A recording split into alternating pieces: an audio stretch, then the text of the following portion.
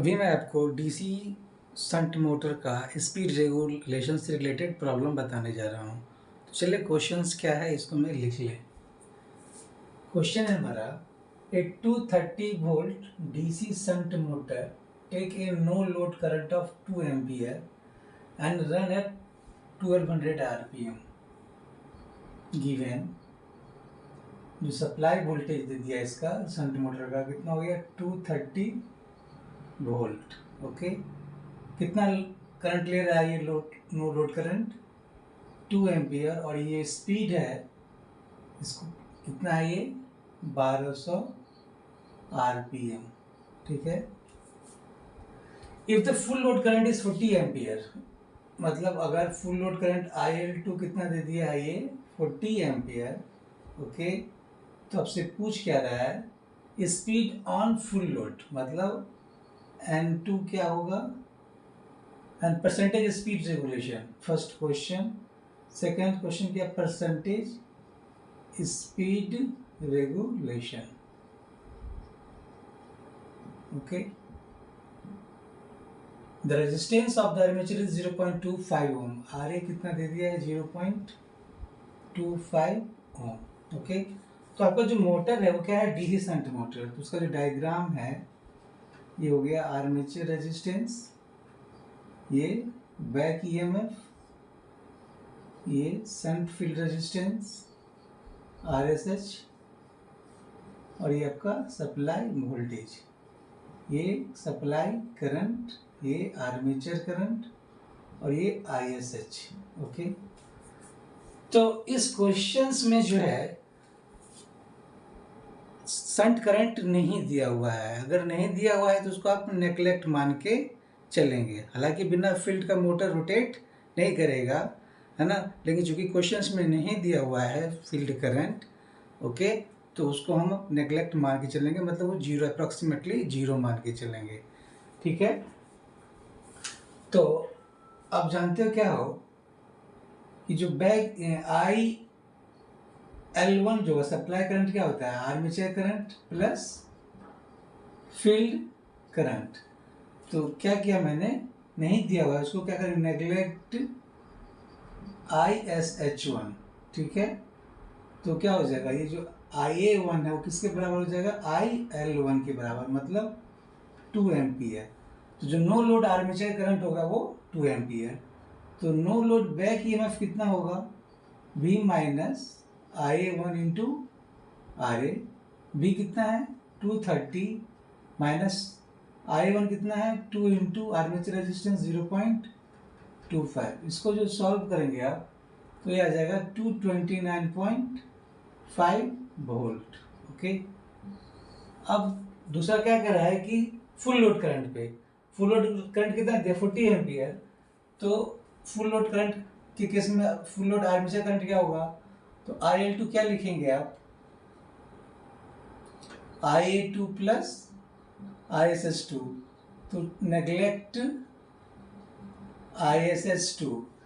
Clear, चूंकि दिया नहीं हुआ तो उसको हम नेग्लेक्ट कर सकते हैं। हालांकि बिना फील्ड करंट के मोटर मूव नहीं करेगा और शंट मोटर में फील्ड हमेशा क्या रहेगा वो कांस्टेंट ही रहेगा, क्योंकि सप्लाई वोल्टेज क्या है कांस्टेंट है, आर्मेचर से फील्ड रेजिस्टेंस भी कांस्टेंट है, तो फील्ड फ्लक्स भी क्या होगा उसका कांस्टेंट होगा, है ना। तो इसमें हमने नेग्लेक्ट मान लिया शंट फील्ड करंट को, तो ये IA2 क्या हो जाएगा वो फुल लोड करंट के बराबर हो जाएगा। ठीक है, कितना 40 एम्पियर। तो बैक ईएमएफ क्या होगा एट फुल लोड करंट पे V2 minus IA2 into R। ठीक है, RA। V2 कितना है सप्लाई वोल्टेज कितना है ये 230 माइनस 40 इंटू 0.25। इसको सॉल्व करेंगे तो 1150.32, इसका जो वैल्यू आ जाएगा 220 वोल्ट आ जाएगा, है ना। तो अब क्या देखे मुझे नो लोड करंट पे बैक ईएमएफ कितना था 229.5, फुल लोड करंट पे बैक ईएमएफ क्या हो गया घट गया, है ना। हमारा एम क्या है कि फुल लोड स्पीड क्या होगा, स्पीड एट फुल लोड। तो अब जानते हो चूंकि शंट करंट को अपने नेग्लेक्ट मान लिया है ओके, मतलब हो गया कि बिना शंट करंट के तो ये मूव करेगा नहीं, फिर उसको मैंने नेगलेक्ट मान लिया है। और एक चीज़ मैंने बताया आपको कि जो फील्ड करंट हमेशा कांस्टेंट रहेगा। तो फील्ड करंट कांस्टेंट रहने का मतलब क्या हो गया, आप क्या जानते हो कि E is proportional to five into N. तो फाइव को हमने क्या किया, कांस्टेंट मान लोगे आप, तो क्या हो जाएगा, E is proportional to N. तो जो यहाँ पे फॉर्मूला लिखोगे EB2 by EB1 is equal to N2 by N1। EB2 क्या है, back EMF at full load, कितना है ये 220। EB1 क्या है, back EMF at no load, ये कितना आया है 229.5।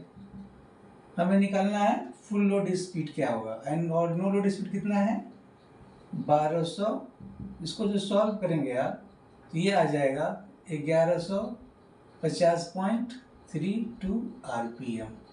ओके, तो ऑब्वियसली है कि स्पीड क्या हो गया, घट गया।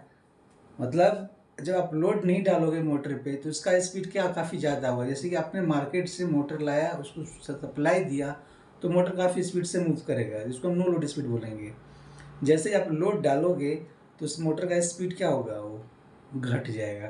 तो ये चीज़ है, जैसे ही आपने लोड करंट बढ़ गया 40 एम्पियर, है ना, तो स्पीड क्या हो गया, घट गया, है ना।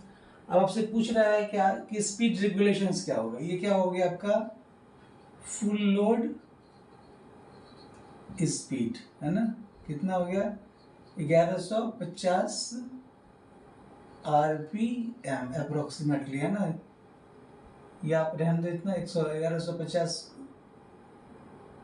RPM, है ना। इसको आप मान के चलो ना, हमने 3 वाले पार्ट को छोड़ दिया है। आप ऐसे लिख सकते हो 1150.32 RPM भी लिख सकते हो। आपसे पूछा percentage speed regulation. Speed regulation तो क्या होता है, ये no load speed, okay, no load speed minus full load, या मैं यहाँ पे लिख देता हूँ N no load speed NL minus NFL full load speed divided by full load speed into 100। तो नो लोड स्पीड को हमने क्या चीज़ से लिखा है, N1 से लिखा है, और फुल लोड स्पीड को हमने N2 से, ये N2 इंटू 100। तो N1 कितना है 1200, स्पीड क्या हो गया 1150 full load speed divided bye 1150 into 100। इसको जो सॉल्व करेंगे क्या आएगा 4.3478 अप्रॉक्सीमेटली, कितना हो गया 4.35। ओके, ये आपका स्पीड रेगुलेशन हो गया। आशा करते हैं आपको समझ में आया होगा। Thank you.